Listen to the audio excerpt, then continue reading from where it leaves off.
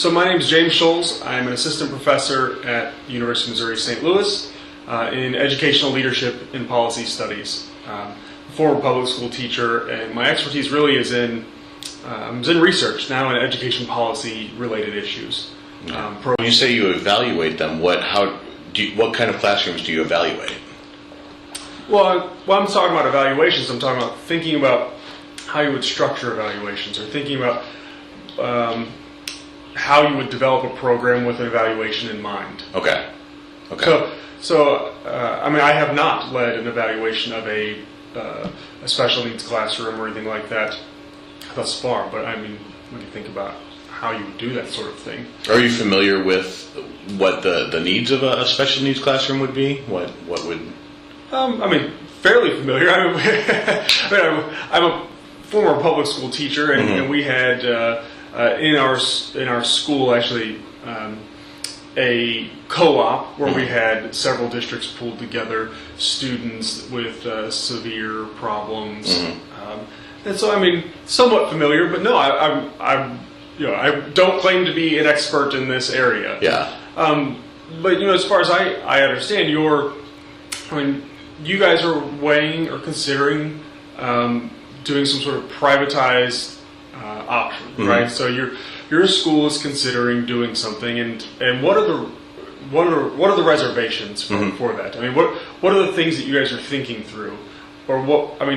You're obviously coming to me because there's some sort of concerns, or you're going to lots of people because there's some sort of concerns, and so I'm curious what those concerns are, and then maybe I can help you with those sort of things. I think there's a number of different concerns.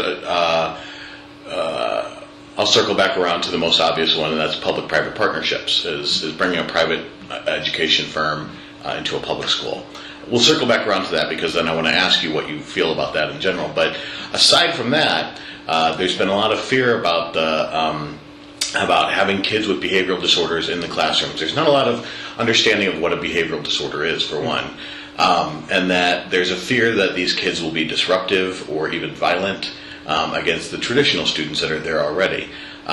Just to give you a little background, we do have integrated classrooms in our school for kids that have less severe disabilities. And then for the most severe disabilities, there's a co-op like you're talking about in Illinois called BASC. And then that's for the students with the most severe disabilities, where they go to a separate facility, and then a bunch of districts basically pool their resources and pay for that.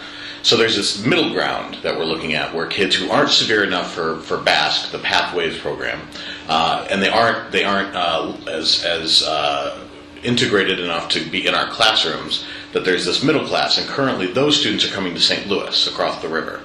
So that's basically, we're trying to bring them home to our district. So the concerns are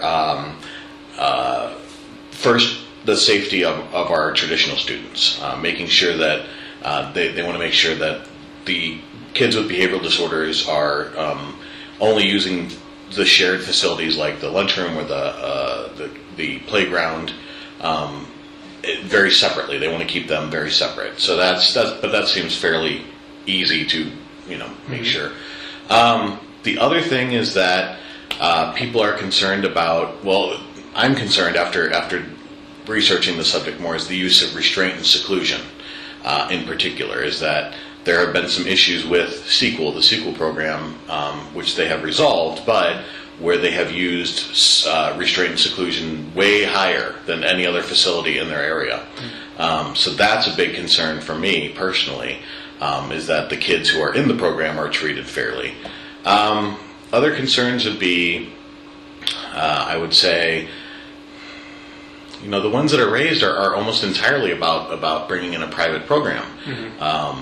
The company that wants to do this, Sequel, has residential facilities for adjudicated youth, which I'm sure is a completely different animal, and they're going to have completely different responses on the internet to their services, and they've had some investigations against them. But if you do the follow-up, you find out that the investigators were happy with how they responded, that they responded appropriately.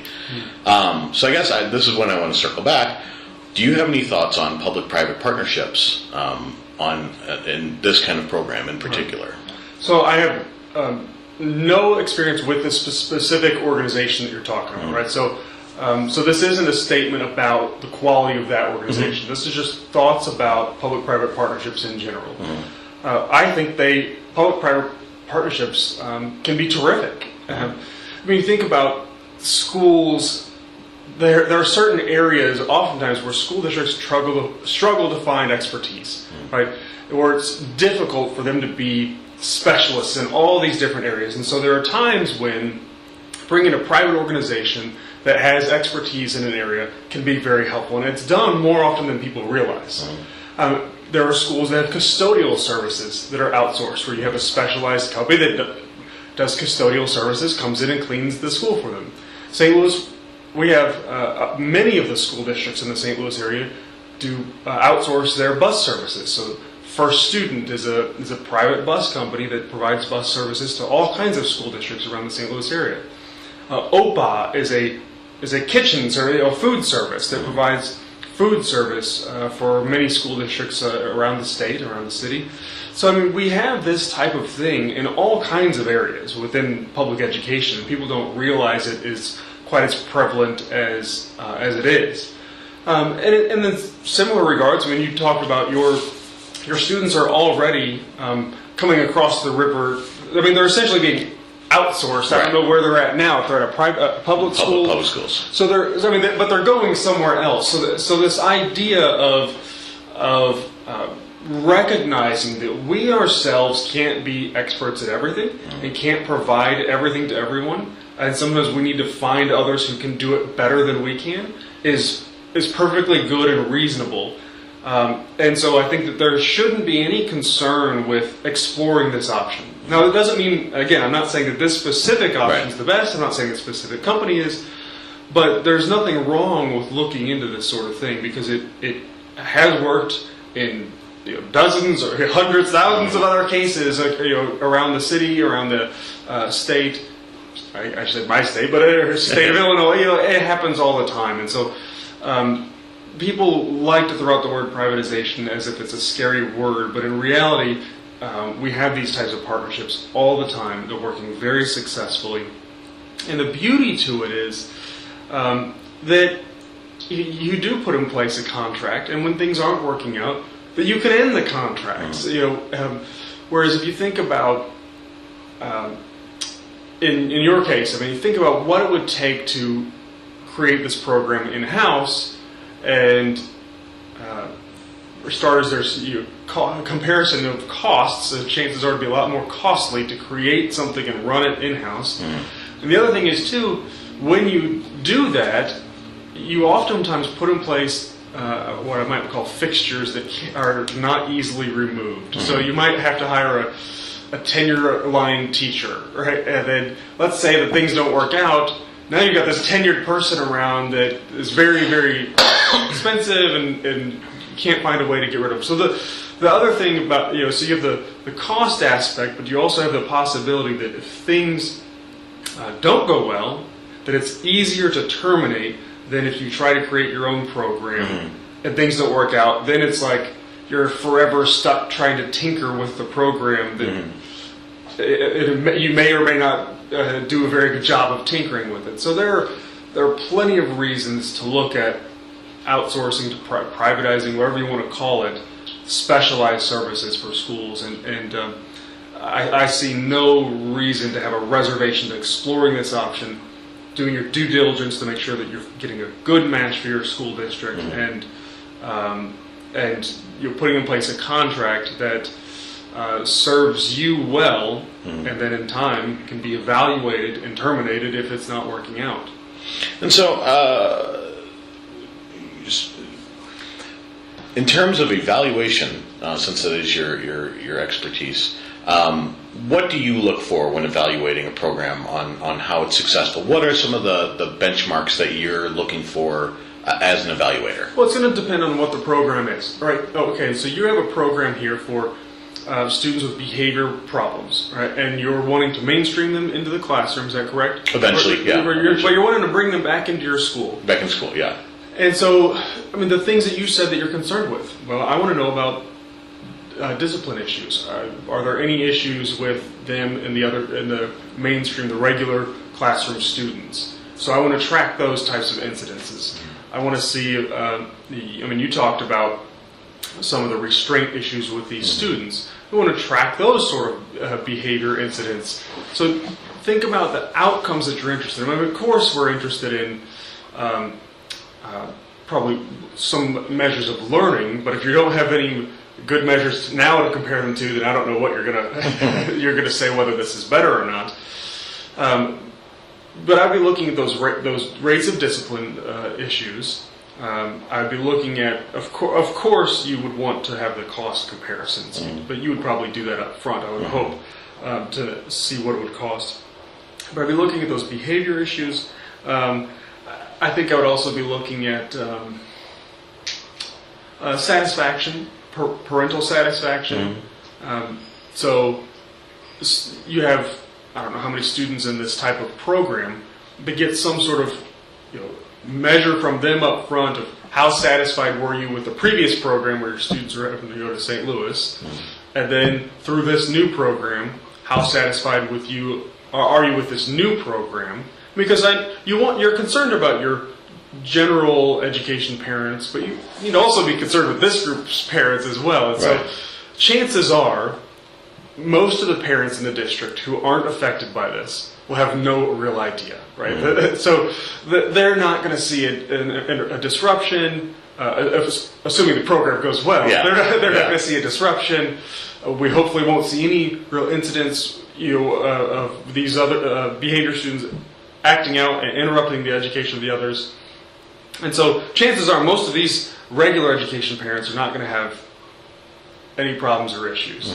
That doesn't mean you might still want to survey them to find out, but I think that they're, as long as you're tracking the behavior issues, they're not going to be as relevant in terms of the review of parental satisfaction.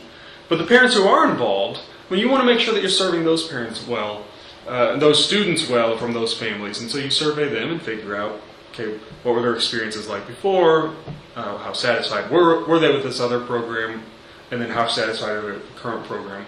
And I think those are your main things. And again, like I said, if you could get to some measure of education, and that's what schools are for, I think that would be good too. So if you had some sort of way of looking at how much were the students learning in the previous setting versus how much are they learning here, those things would be good as well, but I think more difficult to get at.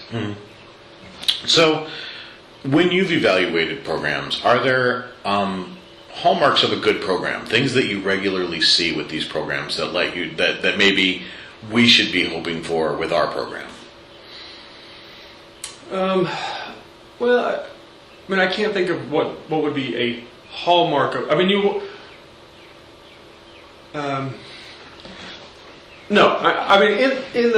the interim. So in the meantime, I'm thinking of sort of an evaluation of a program, sort of at the end, right? At the end of the program, we look and we see, okay, this past year, what were the rates of discipline issues? What were the parental satisfaction? Those sort of things. That's sort of like an end of the year sort of evaluation. But in the meantime, I think you would think about bringing in some of your either in-district experts, or you mentioned someone in the past who would be designing a program and be looking at implementation throughout. And I think, that part where you're looking at what are they doing? Are they doing things that we would consider are good practices? Are they doing things in the way that we would want them to be done? I think that's where you bring in some of your own experts and you do some observations, and see if it's aligning to your organization's vision of what should be done. Because people have different different philosophies about how to do things, and so I think that's just sort of looking at implementation throughout and figuring out do things seem to be running smoothly. And you would want to make sure that if you have a contract, that you have in the contract that the school district has the right to evaluate or to observe throughout the school year. You would want it to be very clear that the district has that right. There's oversight. right. That they're able to come in and evaluate the teachers and evaluate what's going on, because you wouldn't want to create any sort of situation where they say, oh, you, and I don't know what the arrangement would be, but you wouldn't want a situation where the organization, the private firm says, oh no, you're interrupting our school day. You can't come in here. But no, I can't think of any specific hallmarks of what would make a good type of program for this. How would you go about? Would you have any recommendations? I guess I would ask for evaluating the company that would be proposed to promote it. Obviously, you're not gonna have the same access that you would have if you were evaluating a specific program, but are there things that you would recommend people look for in a company's history, maybe in their performance, and anything that people could do to make sure that a company would be a good fit? So up front, right. What are you looking at? Well, and you said that this company in particular has not been in this area, right? They've been sort of in a related area, but not doing this type of service. So it's hard to say they don't have a track record in this area. Right, in this particular field. Right. Although the person that they're bringing in does. I mean, the person that works in Illinois, she has 30 plus years of history in the field, and so she would be the one who's actually going to be crafting this program for Sequel. And her name is Galen Honig. Would you more recommend us looking at her or looking at the company, or is some combination? I think we'd look at her. I think in most cases, I think references are huge. Yeah. So you want to talk to people that she's worked with before, either programs she's run, if she's done something similar to this in other school districts, how the programs there turned out.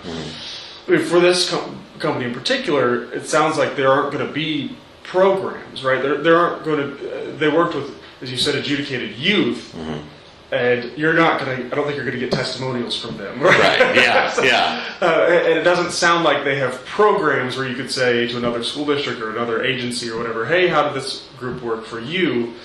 So I think it would be tough to make an evaluation of that program. Of course, you'd want to look at. I think you want to look at finances, make sure that the group's financially sound, those types of things. So having a solid investor behind you as a company, like finding out who the investors are in that company, could kind of go toward that. Well, I don't even know if you need to. Is this what kind of company is it? Is it It's a for-profit. It's I know it's funded by. It's not a capital firm. It's called it's got a special name. I forget what it's called, but they have an investment firm behind them, and they have got a ton of facilities of these residential facilities. But I don't know what the name of it. I'm forgetting what the name of it is. I think it's like a certificate of assurity or something like that. Maybe I'm wrong about that. Basically, you want to make sure that the company's financially solvent. All right, so you don't get into the middle of a contract in the middle of the year and they go bankrupt right on you. And that should be something the district should have some, or someone should have some resources to know what to look at. I don't know what to look at in that case. But you'd want to check that just to make sure that the company's financially solvent. It sounds like the company doesn't have the track record for you to make the type of evaluation. So that's when you do look at this other person you're talking about that's coming in. And also you in the contract you put together, you make sure, like I said, that there are means in which you have to evaluate the program. So in the middle of the program, the district has the right to evaluate the program and to recommend feedback to the school to the company. That you have the right to do a program evaluation at the end of. And I would probably have a contract no more than 2-3 years. I mean, you don't do a 20-year contract. Do something relatively short. There's going to be an evaluation after the first year and the second year to decide if you're going to re-up after the third year or something along those lines, and just make sure that the contract is written in a way that allows you to evaluate. I mean, it sounds like you're doing due diligence looking into this, but there's no way to be 100% perfectly clear, to be perfectly comfortable up front. I mean, there is some level of risk, always, in any venture like this. I mean, there's risk sending your kids to St. Louis, right? Yeah. So there's risk involved in everything. So you are taking some type of chance by doing this. But again, the upside is you put in place the evaluation, you put in place the metrics that you're looking for. And again, I've given you a couple of things that I think I would be looking for. But as a district, the administration, the group of teachers, whoever, should sit down together and say, look, here are the things that we think this program needs, and those should be the metrics, some of the things that you're look for through the year, and then you have the opportunity to cancel that contract if things don't go well. So, I don't know if I answered your question. I danced around a lot. Well, let me follow that up. They're talking about having a probationary period. If it's not working out, then we can back out, and then after that, the contract is kind of solid. How long of a time do you think would be adequate enough to have a solid evaluation of the program? Would it take a semester, a full year before you would really see the writing on the wall? So I would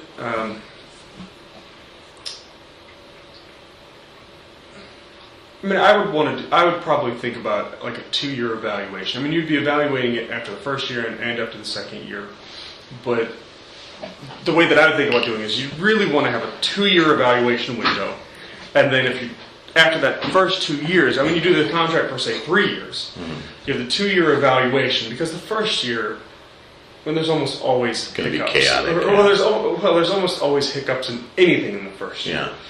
Yeah. And so, you want to have that evaluation of the first year, make sure that the district provides feedback to the company and says, look, here are the things that we're seeing.